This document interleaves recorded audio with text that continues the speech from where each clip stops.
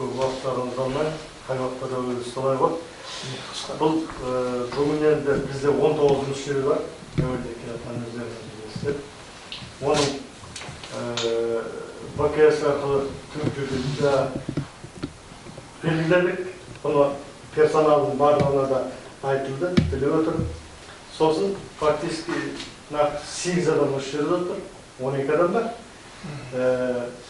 4 адам шығып қалған, 16 адам. Сосын екеуі қожағанымен, екеуі келеді деп күтілуде, келіп жатса көремін. Сосын Мерабай, бір адам денсаулығына байланысты. Сонымен 19 болады. Сондықтан біз енді негізі 15 адамнан есептеп отырмыз. Кворумға толық жетеді.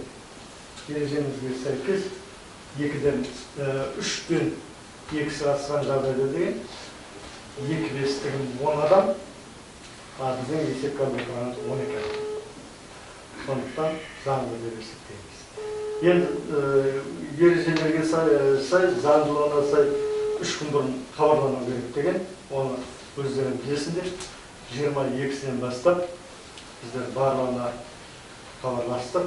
Кейбіреулермен сөйлесе алған жоқ, бірақ сөйлескен новая айтып телефон. Сосын Қайратпен біздерде төралқа мүшесі, әрі заңдылығын біледі. Сосын кішкене попросить етіліп, барлық заңдылығын қарап, осы шақырылды қан ұйымдастырды. Соның нәтижесінде жиналып отырмыз. Бұлай болса, біз отырыста ашық та есептейміз. Енді осы Қайрат көбіне жәрдемдесіп, әр уақытта жәрдемдесіп, кітапханамен сөйлесіп, олардың рұқсатын алып, бірнеше жерге барып, ана өзі жастарды есін аламыз деп, оған бір-екі күн жүріп қалдық. Ақыраяда ол болмайтын болды дегенмен бәрі есеп, бүгінгі күні осыған тоқталдық. Енді күн тәртібінде өткенде хабарламаға біз жазып жібердік. Ол да заңдылық бойынша 3 күн бұрын барлығы естіп отырады деген сөз. 2 мәселе бар.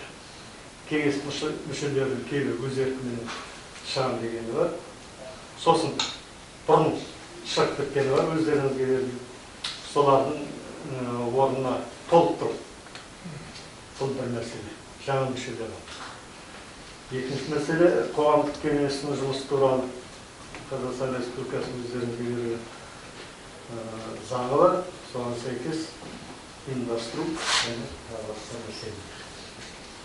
Бірінші күн тәртібінде тұрған мәселе кеңес мүшелігінен босату. Босату мен персоналны оқытпайды. Бастауы болады, бастап қой. Қатшы жоқ қой. Қатшы енді дұрыс, мұна біздердің ақпарат көздеріне түсіріп отырған елдеріміз бар. Мінекей видеокамерамыз бар. Соның негізінде дайындайды. Қатшы негізінде мұна жаңадан шыққан заңда қатшы мүше болу міндетті істеген ғой. Бізге оның есесіне бұған дейін бәтима болып келді. Ол шаруаларына байланысты кетіп қалды. Сондықтан осы арамызда өзімізге бір адамды қатшы етіп, осы отырыста нетіп алуға да olur, белгілеп алуға да olur. Осы отырыста ол? Негізінен енді мұна ненің көмегіменен артынымды жасауға olur. Кез келген біреуіміз бар. Шәке қалай? Қатшылыққа? Қол қоясыз ба? Болады, шәкеңді қатшылық.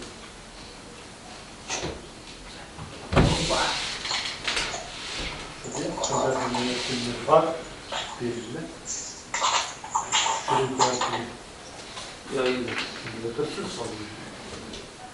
Заңға қатшылық дауысқа ашықтарысқа салуға болады. Онда шәкеңді бір ауыздан қатшы болсын деген мүшелерін қол көтеріп қарсы беруін сұрайды. Ақылдаймыз. Түгелдей қарсы қалыс жоқ. Сонда дұрыс көреді. Жазуды жасайтыншы. Рабочий комбот.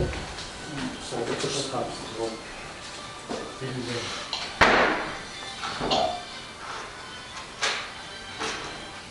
Onda evvel şartpalan şeylerini tanıştırdı. Sonra bunların негізі өздерінің берген арыздар жазып болды.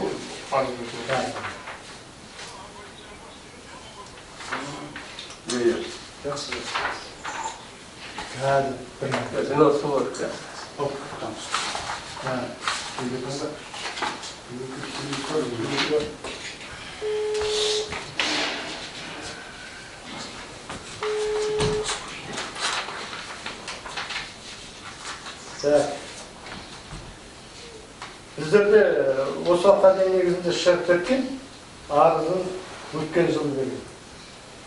Әбден Оразбек деген ағамыз. Бұлар дауысқа саламын? Жоқ, тек танысты ол. дауысқа салынбайды ол. Өзі өтініші болса, болды. Өтініші бар, қол қойған. Наташа апай қосылды. 17-ші. Түсіндіріп айтып жіберейін, Наташа апай.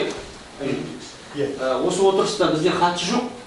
Хатшыны осы қазір кеңеске қатысып отырған үшеуінің ішінен өзіміз сайлап алдық. Сіз қолдайсыз ба? Қарабалин Шамбон. Қарсылық жоқ па? Шыға алмай тұр енді ол бәрібір біз отырыста жоқ қой. ВКС-пен қатысып отырғасын, хатшы бола алмаймыз.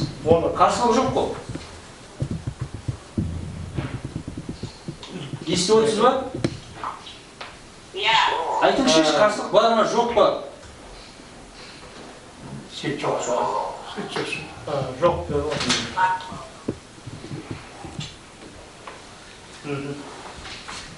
Екінші арыз берген осы отырыстың хаттамасын жүргізу.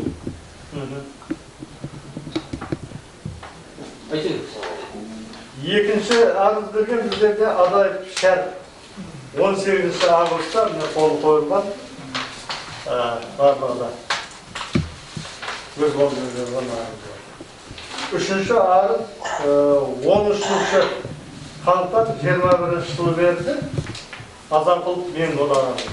Өз қолымен берген қол қойылған. Сосын манағы айтқан 4-ші арызы Қоштанбек Иварлағанымыз. Бұл да сол өз еркімен құрамынан мүшеліктен шыған дегенде. Қол қойылған арызы жазылған. Негізінен осыған дейін шыққан сонда төлден ол манағы 19-дан қоғанда. Қалған себептерін айтты. Мен мұнаны айтып берейін бе, таныс? Сосын бір арыз бүгін түсіп отыр. Бұл енді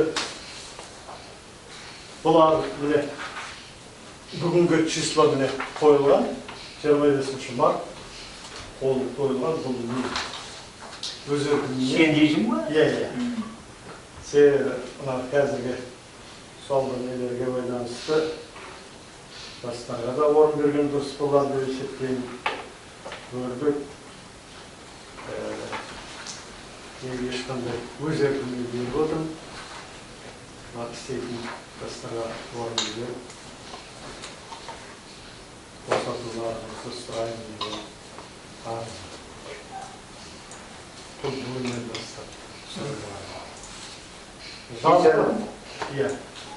Жалпы осындай, бұл бірінші мәселе бойынша менің айтпағым, баяндағым отырған осы мәселе.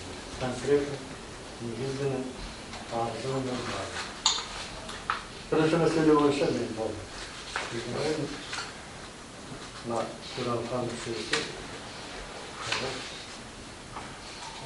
сіз баяндап түсіндіріп сұрайды.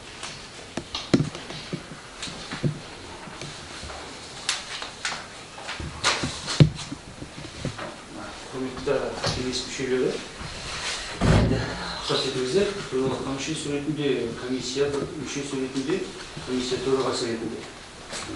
Егер басқа мүшелер жүргіземін десе, кім бар? Кім жүргізгісі келеді? Не бар ма? Мұнда қоғамдық кеңестің төрағасының орынбасары сайланған. Оны алмай ма? Ол төрағасы жоқ бізде. Орынбасар. Орынбасар жоқ бізде. Орынбасар деген болмайды, төралқа бар дейді. Төралқа бар. Орынбасар деген жоқ. Хатшы мен төраға. Сосын төралқа бар. Комиссия төрағалар, комиссия мүшелері бар. Кімде ұсыныс бар, кім жүргізгісі келеді?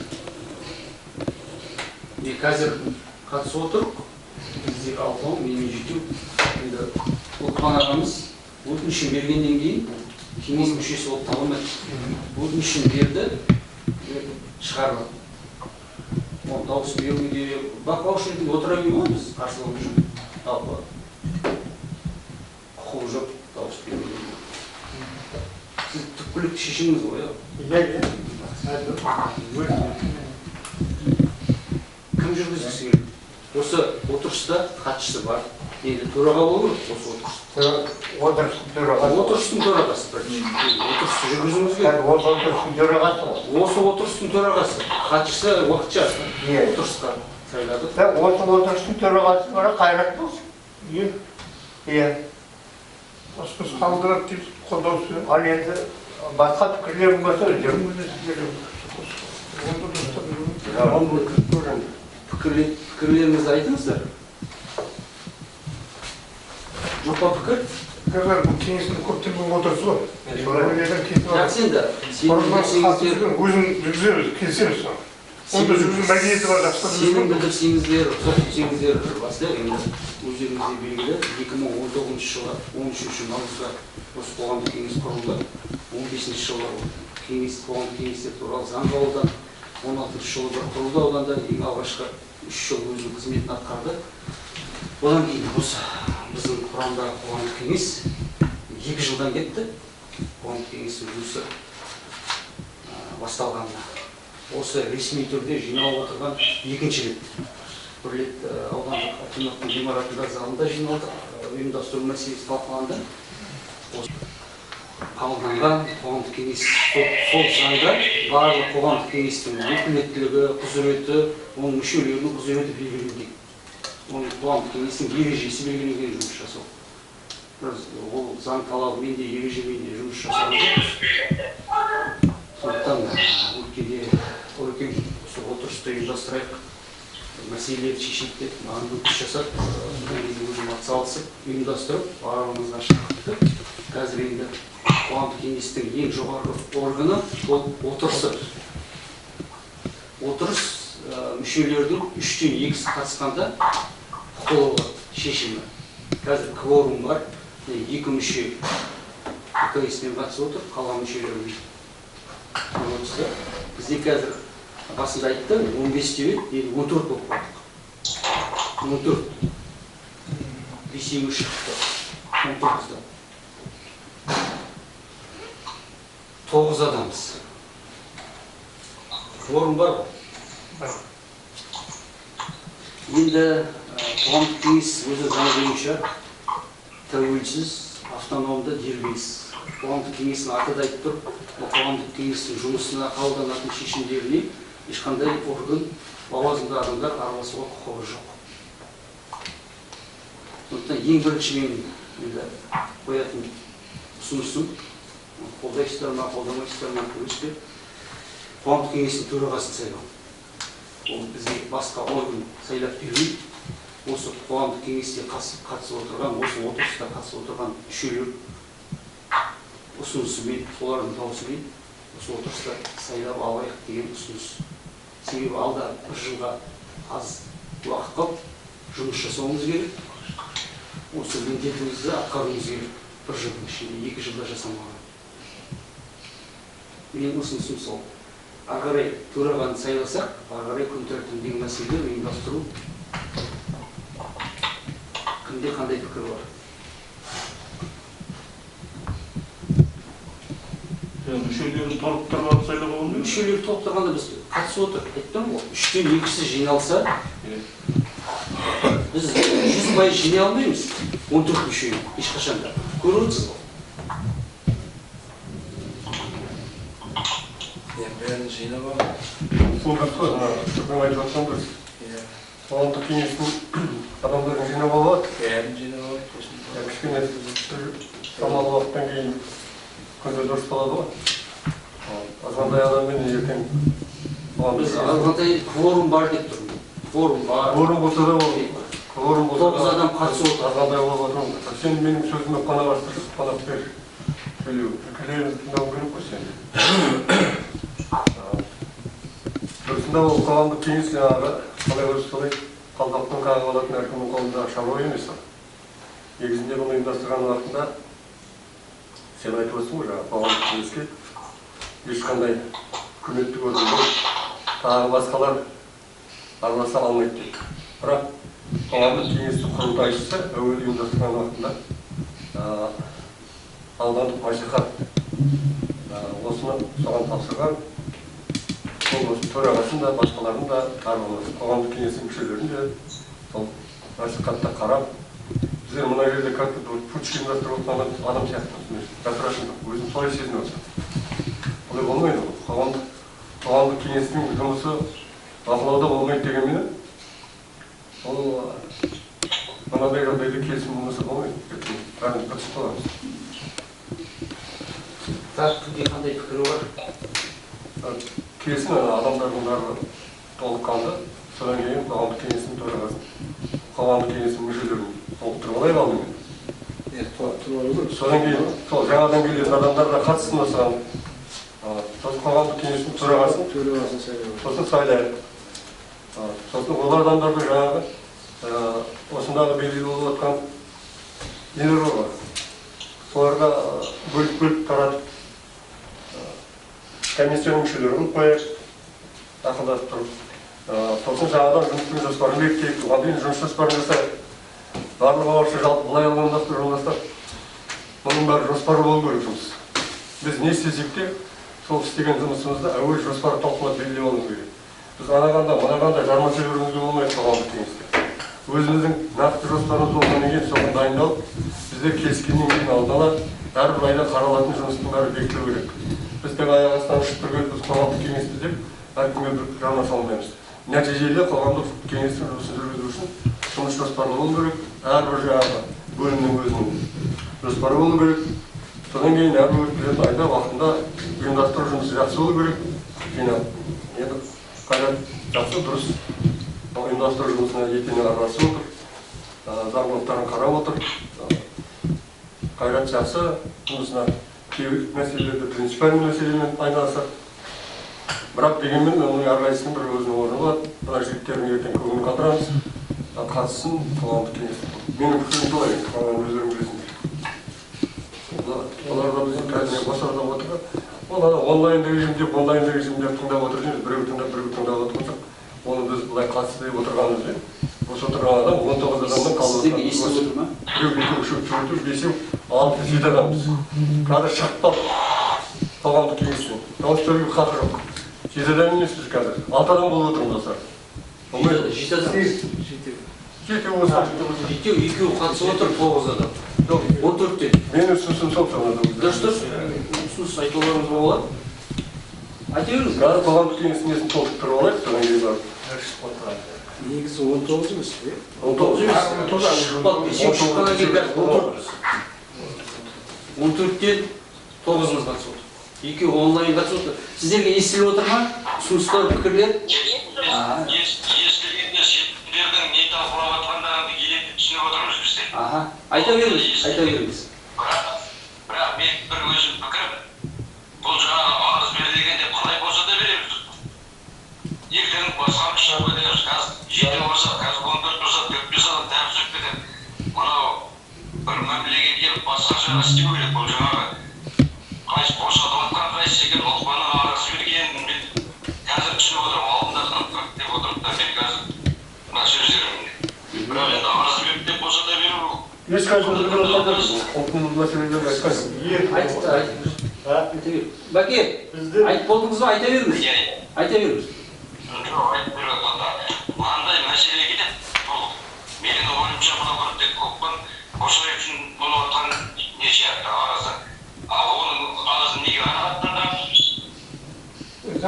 Бәке, мен сізге айтып жіберейін, егер сұрақ қойып отырсаңыз. Қоғамдық кеңестер туралы заңның 15-ші бабының 1-ші бөлігінде жазылған қоғамдық кеңестің мүшесі жазбаша түрде өтініш беру арқылы өз қалауы бойынша оның құрамынан шыға алады. Біз зорлап істете алмаймыз ешкім. Болды. Ал оны дауысқа сала алмаймыз біз. Енді оны әркімнің өзінің құқығы, өзінің құқығы. Біз оны зорлап атқан жоқпыз. Ал бізде қазір 5 адам өтініш берді. Біз оны өтінішін қанағаттандырмай шықпа деп қайта алмаймыз. Тағы не айтасыз? Айтатыныңыз бар ма, Наташа апай?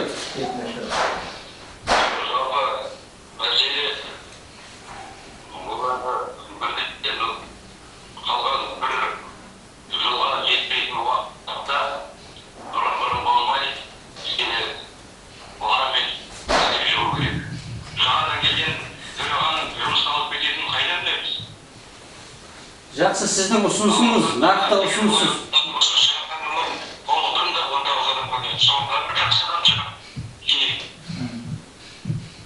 Нақты ұсынысыңыз.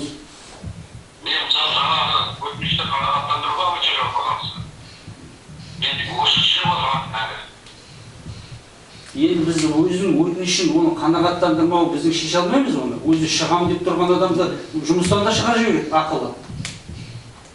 Біз қоғамдық жұмысты заң талабына сәйкес кім өтініш береді, ол шығады. Біз оны дауысқа да сала алмаймыз, шығады шықпайды. Ол қоғамдық кеңес мүшелігінен шықты ма, төрағалығынан автоматически шығады. Төраға қоғамдық кеңестің мүшесі болады. Бұл жерде дауласатын ештеңе жоқ, заңда тұр. Бұл жерде жақсы. Бергендердің бәрі шығып кете алмайды қайрат. Мына не себеп шығайын деп отыр. Оның себебін айта ма, айтпай ма, өзі айтыңызшы себебін. Иә, бастағанда айтқан, Бәке, себебін айтып жатыр, себебін айтып жатыр. жастарға орын берем деген өз аузыменен, өзінің нем бойынша өз еркіменен арызын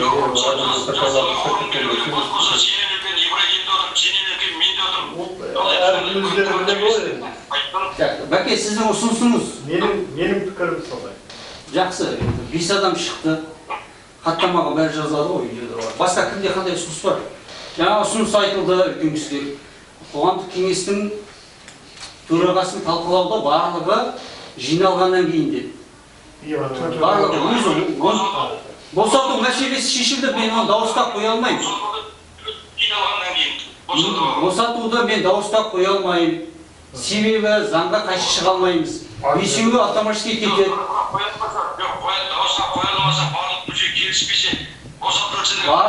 Барлық мүше келісуіне деген қарамаған дауысқа салынбайды. Ол мүшелер қарсы бола берсін, өз жасамайын деп тұрғаны тұлғаны кім босатпайды, ода жазылып тұр. Өз қалауы бойынша оның құрамынан шыға алады деген болды. Ол жерде қоғамдық кеңес дауысқа салады, басым көпшілік дауыспен босайды деген жоқ. Сайлан, мен де өзім шығып кете аламын, қазір арыз жазып. Маған не істейсің, ешкім ештеңе істей алмайды. Заң бойынша солай.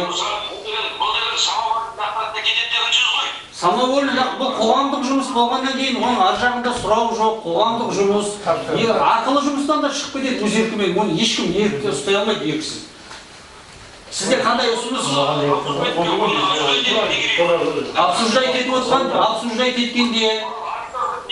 Обсуждать еткенде арыз жазады, жазбаша өтініш болу керек, жазбаша. Қазір міне өтініші бар.